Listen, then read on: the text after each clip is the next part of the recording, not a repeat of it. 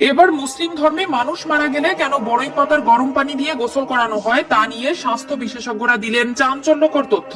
এত গাছের পাতা থাকতে কেন বড়ই গাছের পাতা ব্যবহার করা হয় জানলে অবাক হবেন আপনিও। এবার যেন ইসলাম ধর্মের এক অনন্য দৃষ্টান্ত তুলে ধরেছেন বিজ্ঞানীরা। কেন মৃত ব্যক্তিকে বড়ই পাতার গরম পানিতে গোসল করানো হয় এবং বিজ্ঞানীরা কি তথ্য দিল সেটাই জানবো আজকের আলোচনায়। প্রিয় দর্শক, আপনাদের কাছে একটি প্রশ্ন, কবরে আমাদের কয়টি প্রশ্ন করা হবে? অবশ্যই কমেন্ট করে উত্তর দিবেন আপনি যদি মুসলিম হয়ে থাকেন। ভিডিওটি অবশ্যই শেয়ার করে দিবেন, আপনার শেয়ারের মাধ্যমে আরো একবার ইসলামের সত্যতা প্রচার হবে ও বিশ্ববাসী জানতে পারবে বড়ই পাতার ভিতরে ইসলামের কি এমন লুকিয়ে আছে যার জন্য শুধু এই পাতার ব্যবহার করা হয়। একজন মানুষ মারা গেলে তাকে গোসল করানো, আগরবাতি গোলাপ জলে সাজানো, তার জানাজা ও সর্বশেষ কবরস্থ করার প্রক্রিয়া হয়ে থাকে।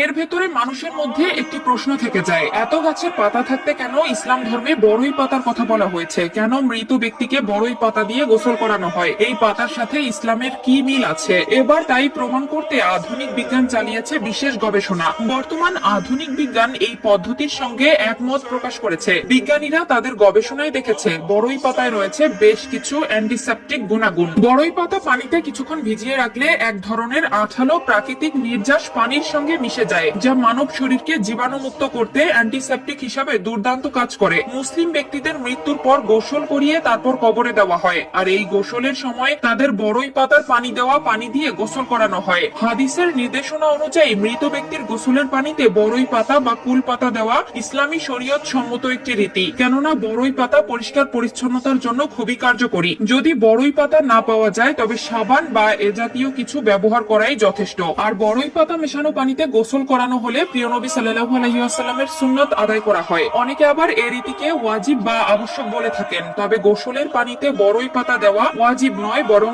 আলেমগণ হাদিসের এই নির্দেশনাকে মুস্তাহাব বলেছেন। বিজ্ঞানের গবেষণা থেকে প্রমাণিত যে বড়ই পাতায় বেশ কিছু অ্যান্টিসেপটিক উপাদান রয়েছে, যা পানিতে কিছুক্ষণ ভিজিয়ে রাখলে বা পানিতে দিয়ে হালকা গরম করলে বড়ই পাতা থেকে এক ধরনের আঠালো নির্যাস পানির সঙ্গে মিশে যায়। আর এই নির্যাসগুলো মানুষের শরীরকে জীবাণুমুক্ত করার কার্যকরী অ্যান্টিসেপটিক হিসেবে কাজ করে। সহজে এই শরীরে যেমন পোকামাকড় আক্রমণ করতে পারে না, আবার দেহে সহজে পচন ধরে না। প্রায় ১৫০০ বছর আগে এ কারণেই বিশ্বনবী সাল্লাল্লাহু আলাইহি ওয়াসাল্লাম মৃত ব্যক্তিকে বড়ই পাতা মেশানো পানি দিয়ে গোসল করানোর কথা বলেছেন। সুতরাং মুমিন মুসলমানের উচিত মৃত মানুষকে বড়ই পাতা মেশানো হালকা গরম পানি দিয়ে গোসল দেওয়া। এতে মৃতের লাশ যেমন থাকবে জীবাণুমুক্ত পরিচ্ছন্ন, আবার হাদিসের নির্দেশনার উপরও যথাযথ আমল হবে। আল্লাহ তাআলা মুসলিম উম্মাহকে হাদিসের উপর আমল করার তৌফিক দান করুক। মানুষের মৃত্যুর পর বড়ই পাতা মেশানো হালকা গরম পানি দিয়ে উত্তম পদ্ধতিতে গোসল দেওয়ার তৌফিক দান করুক। এক হাদিসে রাসূলুল্লাহ সাল্লাল্লাহু আলাইহি ওয়াসাল্লাম হযরত আলী রাদিয়াল্লাহু তাআলা আনহুকে লক্ষ্য করে বলেন, হে আলী, তিনটি জিনিসের ক্ষেত্রে বিলম্ব করবে না।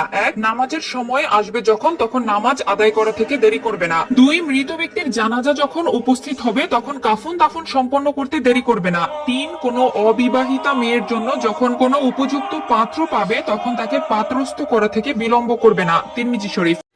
ভালো লাগলে সাবস্ক্রাইব করবেন।